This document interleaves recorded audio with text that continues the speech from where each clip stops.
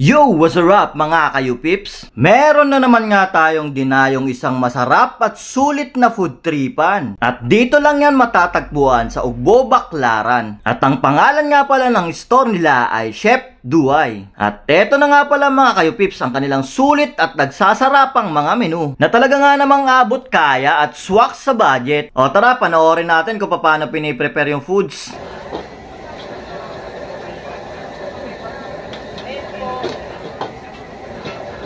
At napa-order na nga pala tayo ng kanilang lechon kawali na nagkakahalaga lang ng 130 pesos. Pati na rin ng kanilang honey glazed chicken na nagkakahalaga lang ng 125 pesos. At syempre, hindi magpapahuli dyan ang kanilang crispy sisig na nagkakahalaga lang ng 180 pesos. Sabayan mo pa ng kanilang spicy fried rice na nagkakahalaga lang ng 85 pesos. At hindi din magpapahuli ang kanilang orange chicken na nagkakahalaga lang ng 125 pesos. Pati na din ang kanilang authentic fried chicken na nagkakahalaga lang ng 130 pesos. At ang kanilang pangmalakasan na pork tonkatsu na nagkakahalaga lang ng 130 pesos. At pinatry din pala natin ang foods dito kay Ma'am Lisa na galing pang Germany. At kita nyo naman na kahit taga-ibang bansa ay nasasarapan sa foods dito. O ano pa bang hinihintay nyo? Tara, food trip na tayo.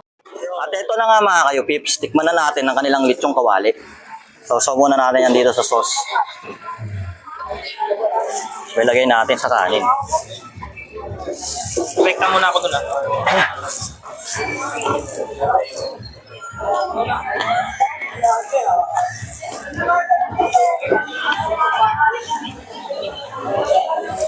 Crunchy.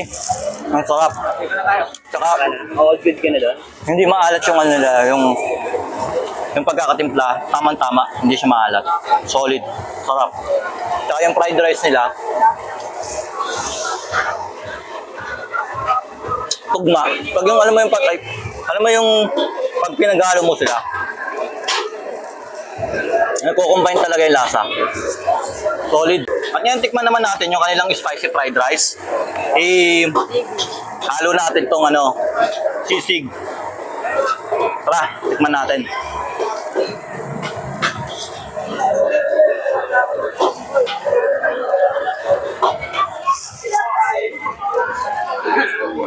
Sarap.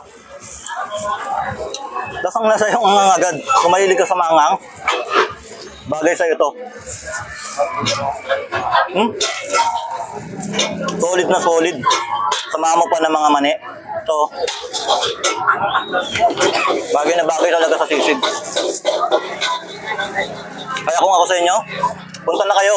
Dito lang yan sa Ugbo, Baclaran. Solid. Chef Duay po, nagbubukas po alas 2. Alas 2 po ng hapon hanggang alas 10 ng gabi. Located po to sa likod ng simbahan sa may Father's Lake. Iimbitahan ko po kayong kumain dito at matikman yung aming mga niluluto dito. Thank you sir, thank you sir.